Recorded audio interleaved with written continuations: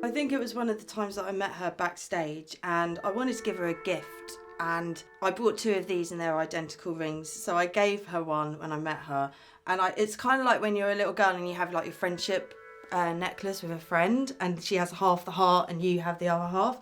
So that's the kind of sentiment behind this.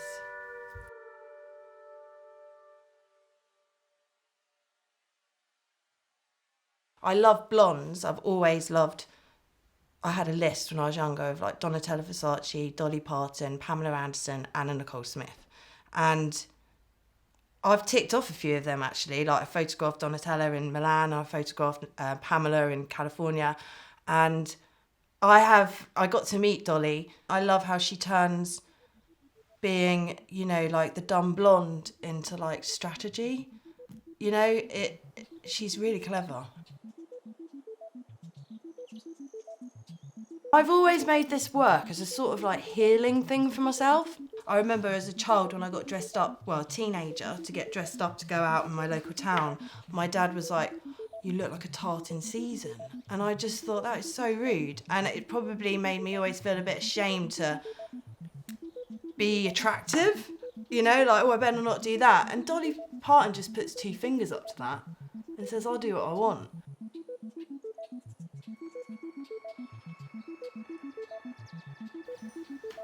Just being in touch with your femininity and celebrating your body, even though it might not look the same as you've ever seen it in your life before. So I was having twins as well, so this was seriously a big bump, and my legs were like tree trunks, and I didn't really care because I knew like my body's just going to take care of me. It's doing what it's doing. And I suppose by inserting that glamour and that armour and that weaponry just made me feel even more invincible and just even more, I don't know, it was poignant. I was terrified. So just the act of putting on my hair, my nails, my dolly rings, and letting someone who's really talented do my hair and turn me into Dolly, like it's just sort of like the ultimate praising of someone, I suppose. It's just, and it's also wrapped up in my identity, and at that point, just being pregnant, I just felt completely out of control. And I think the pictures, I'm glad that I took the work there. I'm glad that I kind of took the mask off, so to speak.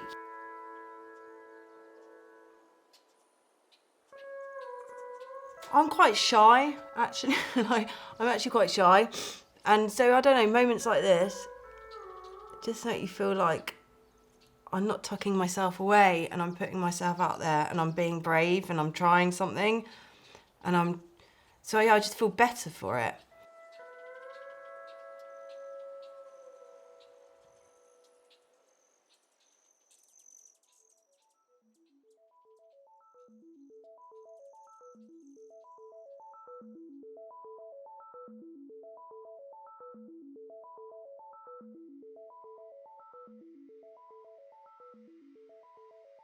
I had very good seats.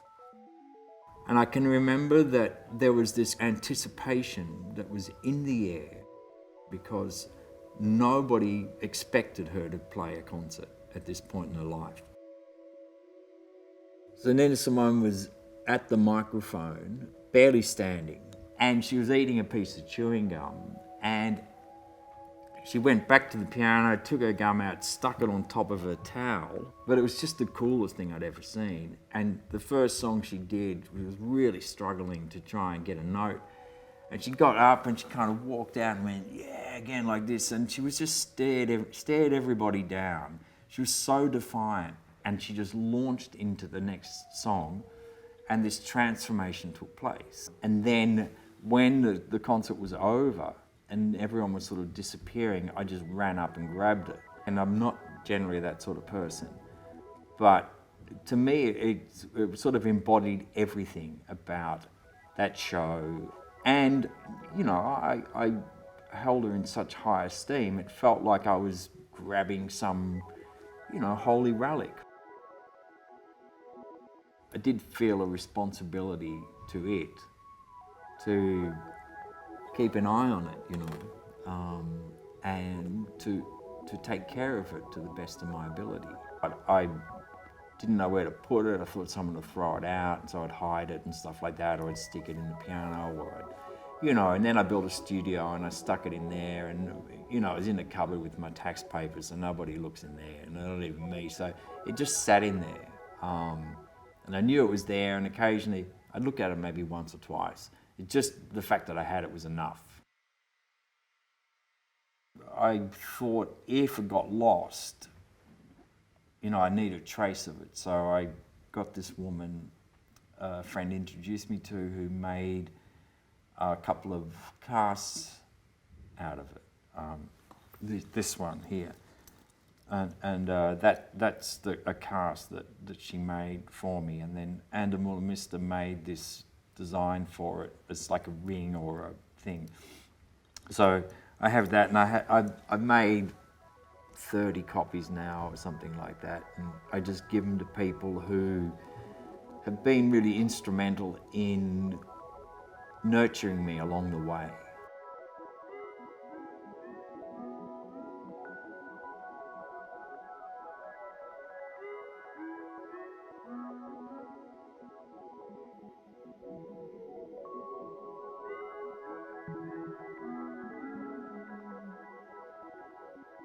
The beautiful things about it came as a result of people getting involved in it. And, it's just a piece of chewing gum, but it's this sort of invisible force around it, the story around it. For me, it's not, it could be, it is a holy relic. A banal object that's been, touched by somebody with divine being.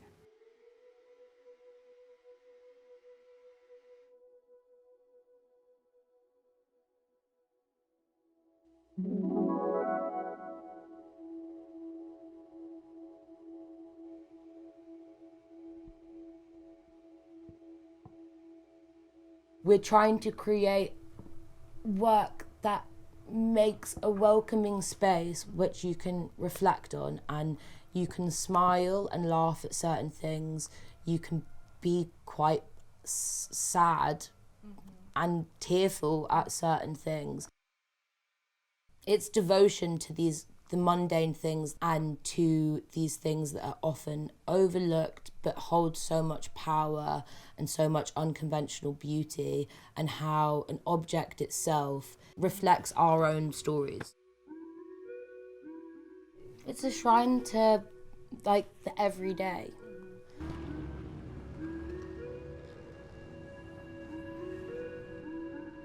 I think we're really interested in this idea of the beauty in quite ordinary things, and how an object that to the untrained eye, like a Tupperware box, could actually be something that your family's had for years, and that when you see it, it reminds you of being in a kitchen at a certain time, eating a certain food, or laughing with your, there's so much imbued into that.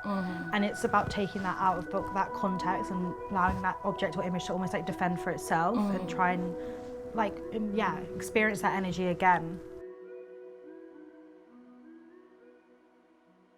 It was growing up around photos of family and deities, and it's this kind of fusion of all these images existing on these walls in different places and different spaces, and then trying to mimic that in your own bedroom by putting up a pop star or an actor or a drawing or a ticket to a concert and doing this, I don't know. Yeah, we're all and it's making a space for yourself.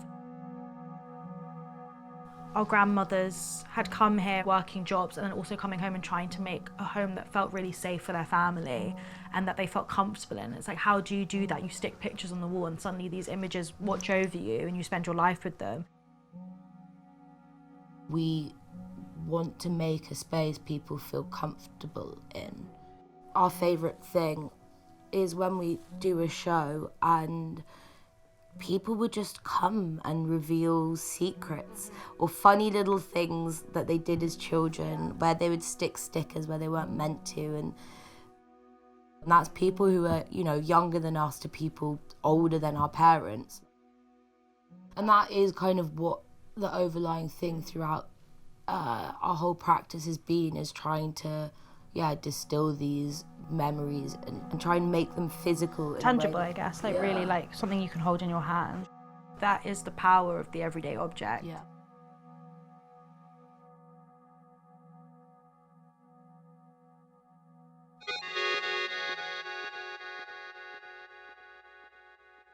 I discovered him when I was 14.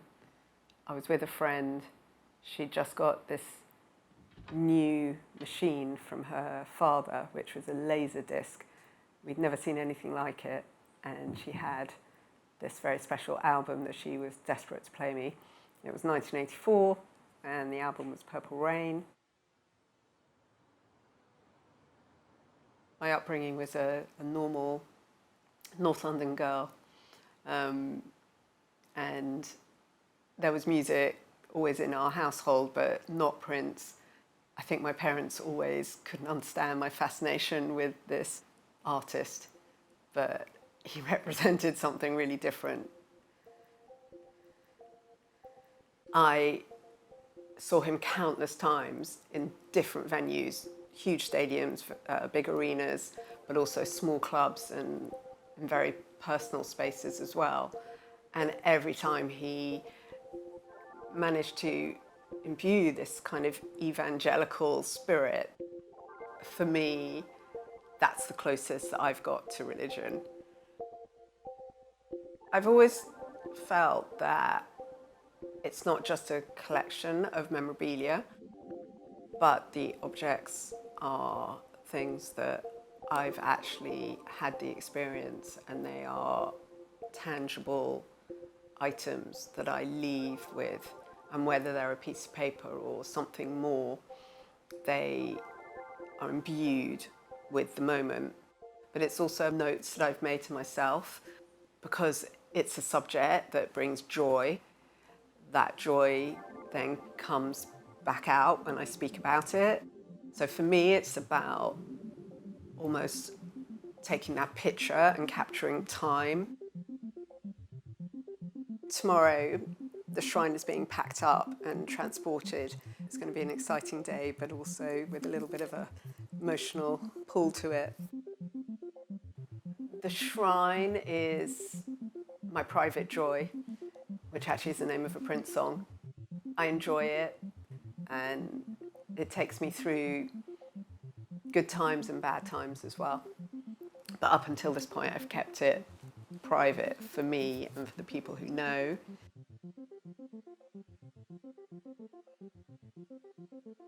Could you play it for us? I will.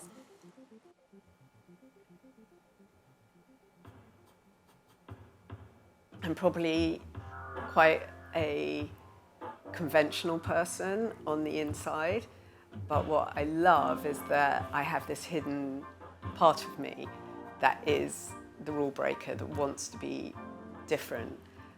My passions have been fed into Prince and all that he did and all that he represented and the world that he created.